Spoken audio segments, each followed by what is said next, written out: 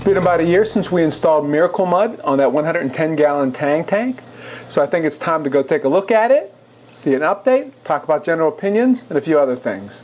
My name's ReefKeeping, and stick around for another episode of American Reef.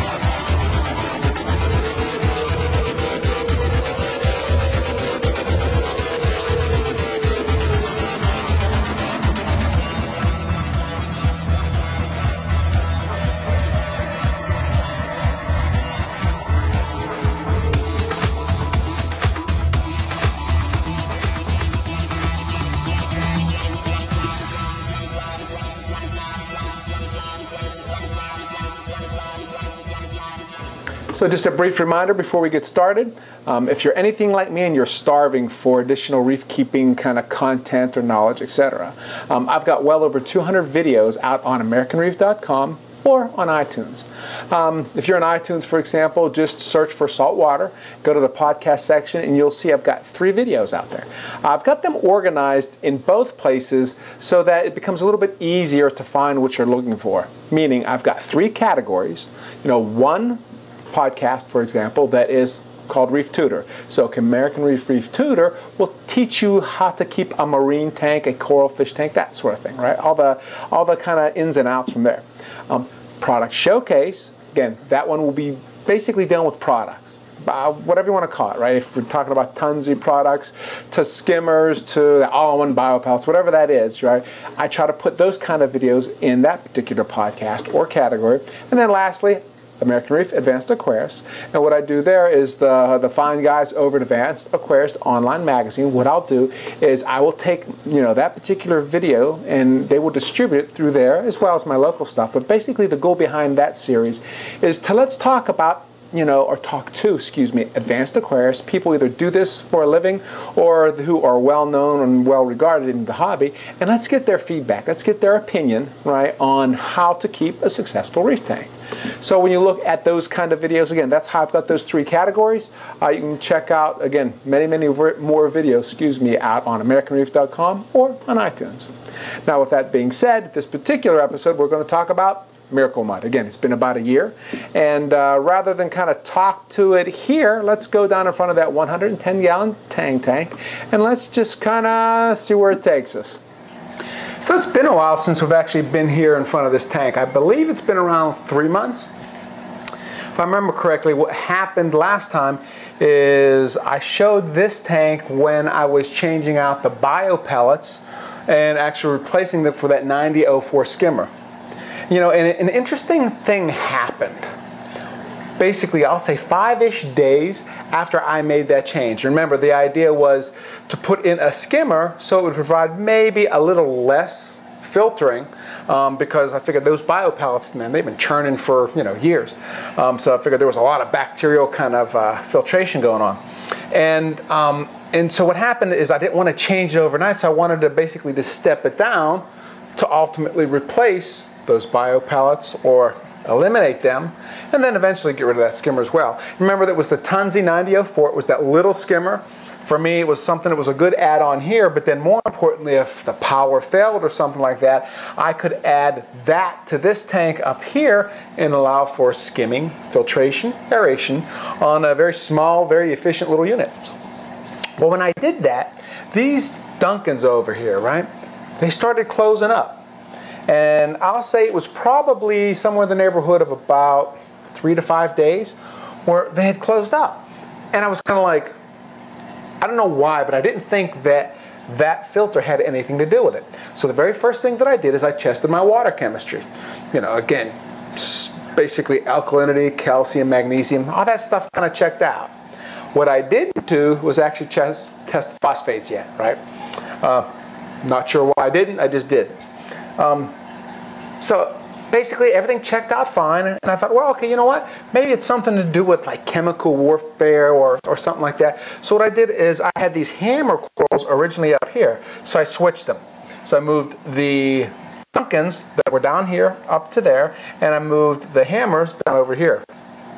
Well, one of the perks of that was the fact that over here now you can kind of see basically the Monipora is getting whacked by the hammer. Remember we were talking about coral placement and how important it is in tanks, you know, as far as kind of what's near it and, you know, the basically self-defense mechanisms that will take place within the corals. So in this particular case, you can actually see it over there now where it's getting stung. So that wasn't that, you know, I wasn't that thrilled about that, but you know, I figured I'd let it sit in there for now until I kind of figured out what was going on with the Duncans. Again, I moved it, nothing changed whatsoever. I'm thinking, well, what's going on here? Then I realized, hey, I haven't tested my phosphates or my nitrates. So I tested them, and they came back at 0. And I thought, I always try to keep my phosphates at least, again, 0.05 or, you know, around that range. And it was actually 0. And I thought, well, maybe it was a bad test. So I tested it a couple times, and I had a little fluctuations, but for the most part, it was 0. So I said, okay, let's give this thing some time. So I gave it about another week testing, and basically the whole time my phosphates were 0. And I thought, wow, that's interesting, because when I added that little skimmer, I did not expect it to provide better phosphate filtration removal, whatever you want to call it, better than the bio pellets. So to that point, I was like, wow, this skimmer actually provides better phosphate control than the bio pellets. Now again, nitrates never had an issue, so that, you know, as we had talked about in previous videos, the bio pellets were doing a great job from that particular end of it. But we know from the feeding end of it, obviously, you know, that wasn't the case. So how was I going to prove this thing to be, you know, affecting those Duncans or not? So all I did is I just busted out the nutrition, meaning I fed these things 3 times a day, and I really just pelted this tank. Tons of reef chili, for example, tons of HPD. I just really fed the tank a lot. And I noticed when my phosphates started to rise, Duncans started opening up more. The fact that they opened up more told me Duncans must be one of those corals that need some phosphates. So with that being said, now your options are, hey, feed less and actually kind of, I mean, when you look at it, feed less and take some of that extra filtration out of it, or dump all kind of food into the tank because I got overkill on the filtration. For me, temporarily, I decided, well, I'm going to keep on feeding it and getting these up. And one of the other interesting things when I was feeding it, even when I would target feed, like I take the reef chili, for example, and target feed these things, they still didn't open up, right? I needed to get those phosphates up, right, to basically entice them to come out.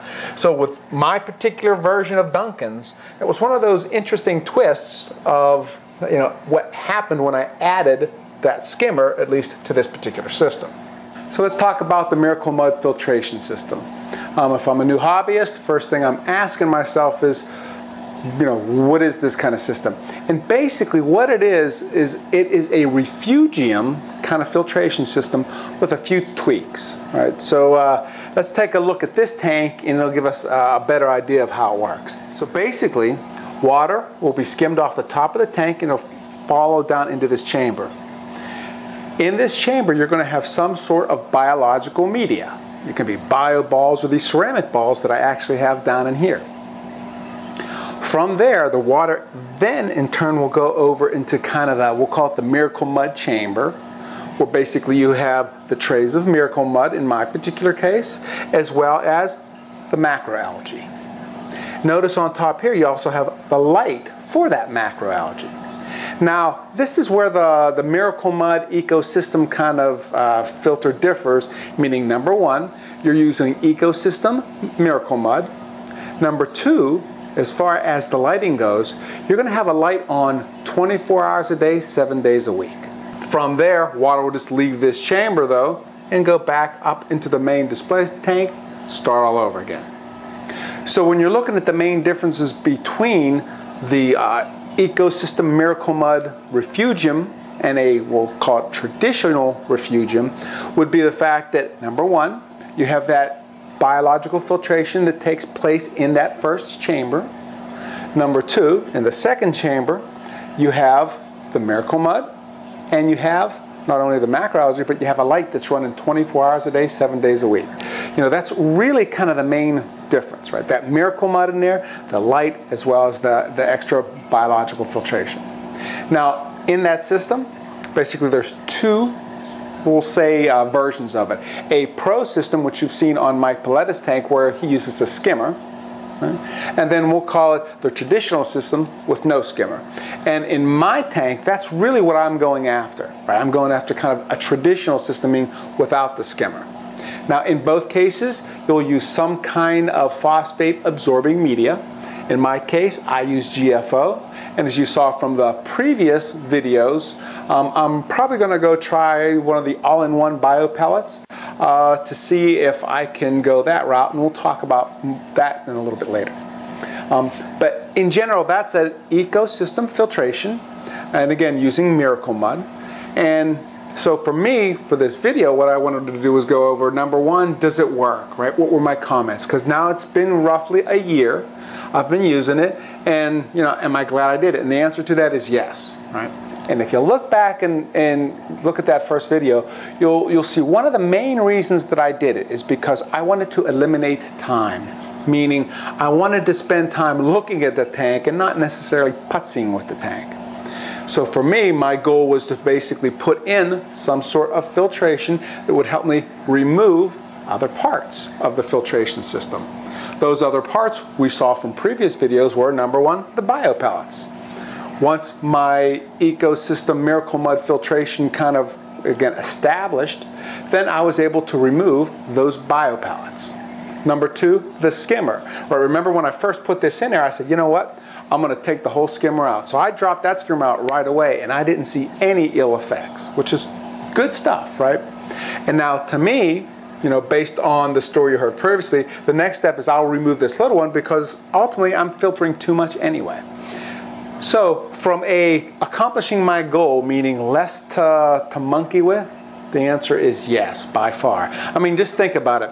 I had bio pellets, which basically, you know, every month to, you know, we'll say 2 months, you'd have to take and do a vinegar bath on the pump that was feeding, right, that bio pellet reactor. You'd have to futzy with kind of that mesh media that I showed you on the previous videos. So you had that kind of tinkering with, and again, it's not overly a lot, but I'm looking for less, right? Skimmer, again, for the big skimmers, every 2-3 days I had to take and clean that collection cup out. And same thing with the pumps, you had to clean those with the vinegar bath. So for me, since I had that external pump here, now I eliminated those pumps having to clean in all that time. Or not to mention the fact that I also basically took less pieces out of my system that could fail. So, you know, as it relates to that kind of thing, I am super happy with that. I wanted to save myself time without screwing up the inhabitants of the fish tank, and I've done that. One of the other kind of update items is, you know, people say, well, what about polyp extension and, you know, coloration and things of that nature? And to me, I haven't seen a whole lot of difference there. And I basically kind of relate that to being, I was pretty happy with my water parameter and the quality that I had before. So I had the growth that I wanted, I had the coloration, you know, with the fish, etc. You know, the way I was feeding was fine. And so when you look at it, since I started out that way, for me, I found it was going to be hard to kind of change that. And my biggest thing is I didn't want to take a step back. And so in this particular case, again, I haven't taken a step back. I've maintained the system the way I've liked it. And at the same time, I'm able to keep all these fish with, again, less pieces and parts. So to that end, again, very successful, very happy with the MiracleMud. You know, the one thing that I haven't really utilized that I believe I'm going to utilize on my next step will be the MiracleMud. It releases basically trace elements and minerals into the water. And for me, I am still doing my daily water changes. What I do believe that can take place is I can cut those water changes back in half. So instead of changing the water every day, I'm going to change it every other day. Now, that's going to be kind of the next phase of this tank, and you know, during our next MiracleMud update kind of video, that's where you'll see that. But for now, I believe, again, as it relates to, again, the trace elements, etc., I believe that that MiracleMud will basically compensate, and I won't need to do as many water changes as I'm doing now. And so that's the next level. So in general, as you look at it, you know, as far as MiracleMud, am I happy with MiracleMud? The answer is yes. Would I switch to it again? The answer is yes. I wish I would have used it when I first kind of started, and that's actually one of the reasons why we're talking about these videos. And you know, you'll have a lot of people on forums, you know, giving their opinions and things of that nature. And what I look at it is, I like to just emphasize, for my tank, that's what we're talking about. You see how these things are. Everybody's tank is different. Everybody's organisms are different. So kind of put common sense to that. But in my particular situation, again, I wish I would have done it from the beginning, and that's kind of good stuff. You know, on that same kind of thought process, one of the things that we have to do is basically take in, you know, our MiracleMud does need some maintenance once a year. So let's basically take this skirt off here, and let me show you the maintenance that I am going to do on the MiracleMud.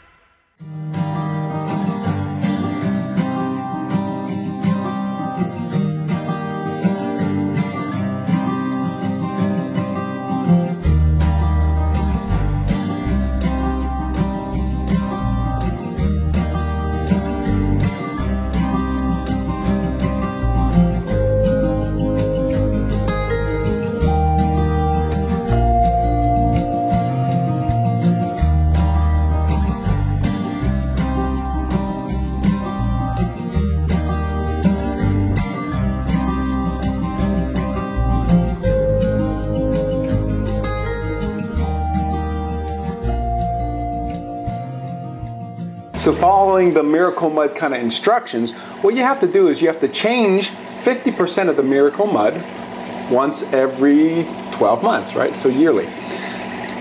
Again, it's been somewhere in the neighborhood of about a year for this particular sump. And remember those MiracleMud bricks, as I like to call them? Well, one of the reasons why I chose them is because changing them now is really, really easy. Again, all we're going to do is we're going to take the macroalgae, we'll move them over to the side, and you can kind of see these two bricks that I have right here. If you remember correctly, last time I used 4, so now I'm just going to change 2 of them. And ultimately what you should do is shut the power off, so that way when you lift the MiracleMud bricks out, basically the flow's not going to take the detritus and things of that nature. Just for video's sake though, what I'm going to do is I'm going to keep the flow on so you can kind of see, if you do this right, how little of the MiracleMud should actually hit into your main display. So again, all I'm going to do is go down here to one of these bricks, slip it back, and I'll have to move my bio ball out of the way.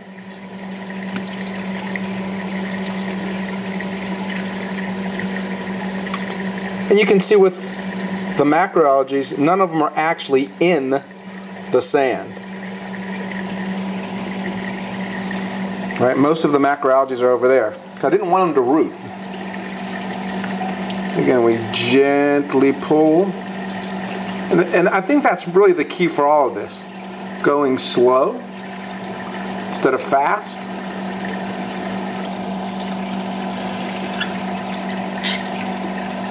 And there we go. So it gives you an idea of the bricks, and I'll dump a little water, I'll put it over there. But so here's the MiracleMud, right? And when we get a nice close-up on there so you can kind of see the detritus on it. And when I say detritus, I mean just the things that have decided to call that thing home, right? Keep in mind that you don't have to use these little plastic trays. These little trays were just something that I thought were a good idea when they created them to test them out. But what you can do is you can go to your dollar stores and get any kind of tray that's solid and use it. Again, to replace it, all we're going to do is we're going to dump, and nothing special. So we dump the MiracleMud there. So replacing the MiracleMud is simple. I've got my 10-pound container here. Nothing special, right? But just dump it in.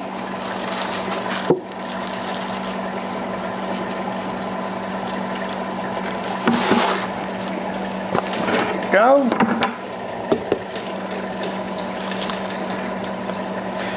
From the videos from Mike Paletta, remember he rinsed these after talking with Ling over at Ecosystems. He doesn't believe rinsing is a good idea. He said the stuff that you rinse out of there are things that you want to keep. So I listened to Ling. Then I'll take regular water. Just pour a little bit of water in there. Again, remember, this is not smart water. This is fish tank water. Again, the idea is to let it settle, just like we did before when we were installing it, but it's not that big of a deal because we're going to let that water settle to the bottom. And as you can see, there's the water that settled to the bottom. Now, when putting it in there, I just take a piece of plastic. You can use a bag, the bag that it came in, whatever you want. Again, I'm going to cover it like that. And now, I'm going to set it in.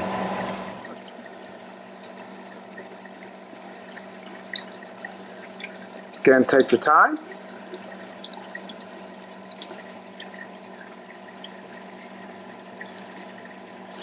Fit it nicely in there. Again, we're taking our time.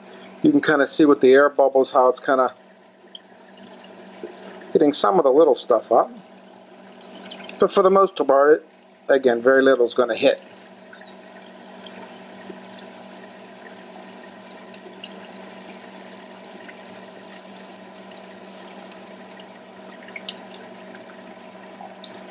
Pull the plastic out. And ultimately, we've replaced one of those trays. And then, for me, I will just put the macroalgae back over and let it grow. One of the other really cool things about having a refugium, and this can be with any refugium. Again, I like the MiracleMud Ecosystem Refugium because we know that it works. I've tested it out, Paletta tested it out, you know, that kind of things. It's got a lot of good history behind it. But again, this goes across any refugium. The macroalgae that you use in there, they have to be harvested, right? Because they're going to grow, and in order to stimulate or promote more growth, you have to kind of cut, prune, whatever you want to call it. So with my particular tank, I've got all these tangs, which are herbivores. I've got basically something they can eat. That macroalgae down there is the fern type, right? So what I do, and you've seen, you know, through the previous videos, how they have the kind of heavy-duty clip with this feeding bag. Well, for me, once a week, something like that, I'll just take this bag here. I will go down to my refugium.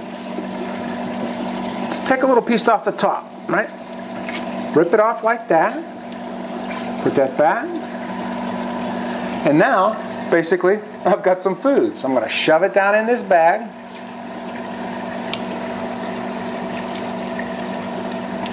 Put it in my feeding clip. And from there, I'll just drop it back into the tank up here. And obviously, I'll take the other one out. And I can either prepare it for later, which is another interesting kind of topic to talk about. Tank sitting, right? One of those things where trying to get enough food in the tank, you can either automate that process or you can have somebody come over to feed it. Well, for me, I have like somewhere in the neighborhood of 5 to 10 of these little bags and clips made. Since it's macroalgae, I'll just put it in this bag. I'll kind of show you down here again. I'll just put enough in this bag, just like that.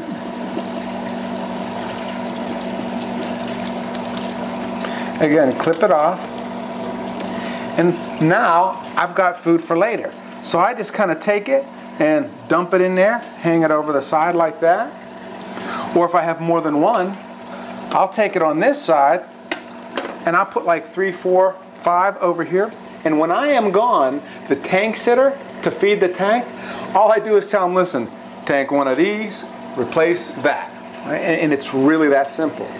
On these feeding clips, again, I've told many of you how to kind of do it. Again, nothing more than kind of like that gutter guard bent over with some zip ties. But if you're not like the doing kind, like some of my viewers, what I've done is I've actually added a link on AmericanReef.com, the main page, where you can actually order the clips and the bags kind of thing. So that way there you can kind of put it together and you can come up with your own system. Again, it's not that big of a deal as far as doing it. It's just a matter of getting some scissors and trying it yourself. But if that's something that you're not into, I have that option out there for you as well. So check it out, AmericanReef.com, main page, bottom center. So, you know, it's really kind of a cool thing as it relates to you're growing your own food. So we know that there's, again, healthy, we know it's fresh as it can possibly be. And basically it's kind of that circle of life, so to speak, meaning, you know, basically the fertilizer that they produce helps grow these things. And from there, it grows them and they eat it again. So again, it's a little thing as it relates to the refugiums. However, it's one of those things where it's to the plus column. And to me that's very important. We don't want to add things that aren't going to be beneficial to our tank, but we want to save time and basically get a better quality. So as you can see, from a MiracleMud maintenance standpoint, 5 minutes and you're done. Again, if you do some pre-planning, again, you go get those MiracleMud bricks, or just get a couple, you know, empty bins, you know, fit them in there and just make sure you have enough so you can easily pull them out when it's time to replace it. So again, from my end of it, as it relates to MiracleMud, love it. I couldn't be more happy with it. Again, this is in my system. You know, to me, you'll hear a lot of, I'll call them knuckleheads, with all kind of opinions and comments, talking about good things and bad things out on the forums. But to me, apply common sense to that and try it out yourself, right? To me, I never really believe anybody or trust anybody, so that's why, to me, I put these videos out so I can, again, experiment and you can see for your own. Let me also share one other opinion with you. Basically, it has nothing to do with MiracleMud. It has everything to do with automation in your tank. I've been seeing a lot of videos, forums, etc., really pushing, you know, controllers, right, to control your tank. Specifically, you know, it's the Neptune Apex. In my particular case, we know that I've been using the Neptune Apex for, you know, many, many years. And I like them, but I really believe they have their place. And as a new hobbyist, I think you're getting probably some bum advice when people tell you to put everything on that Neptune Apex. Because to me it's technology, and technology will fail. And as a new hobbyist, you know, you just kind of get some fundamentals under you first before you're putting, you know, your lights and various kind of life support systems onto that Neptune Apex, right? Or any controller. I'm not, you know, isolating out Neptune Apex. It's just any controller. For me, I've got one here, so and that's where I've been seeing a lot of publicity. You know, again, the main rationales, we know technology will fail. I'll give you some really clear examples. Your internet goes out. So what happens is your Apex can't tell you that your internet went out. And maybe, again, if you have a chiller under there, the chiller goes down and you don't know it. Now, again, you may have that problem with or without that Apex, but if you rely on, we'll call traditional methods, meaning having somebody come over to watch your tank, look at your tank, or that kind of thing, that will be avoided. You know, there are things like that, you know, in technology, for example, since I work in technology, we always try to have, again, high availability or redundancy. Well, you know, unless you're going to have redundancy in meaning 2 controllers, 2 communications lines, 2 power grids, 2 twos, right? Then you're leaving yourself open, right, for failure. And again, as a new hobbyist, that's just something that I want to make sure that you're aware of, right? Use it to monitor your system. So you can monitor when the power goes out. So you can monitor your temperature, right? So you can monitor things like that. But keep in mind that technology can possibly fail. right? And so as that, you want to kind of have some backup plans as well, just to make sure that you're covered there. In my particular case here, one of the things that I noticed, for example, is, a lot of times certain things wouldn't work. I'll give you one simple example with the AI lights.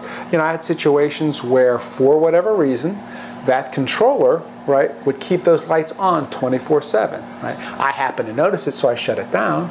But it's one of those things where, again, if I wouldn't have manually did that, then, it could have been a bad thing, right? And so, again, with all the kind of publicity that I've been seeing and reading and all that sort of stuff, I wanted to make sure to focus, again, on the new hobbies to let you know, again, keep things in perspective, right? You want to make sure you understand what's going on with your tank. We want to understand the limitations of the things that you put on your tank, and you want to try to plan for failure, because failure will occur.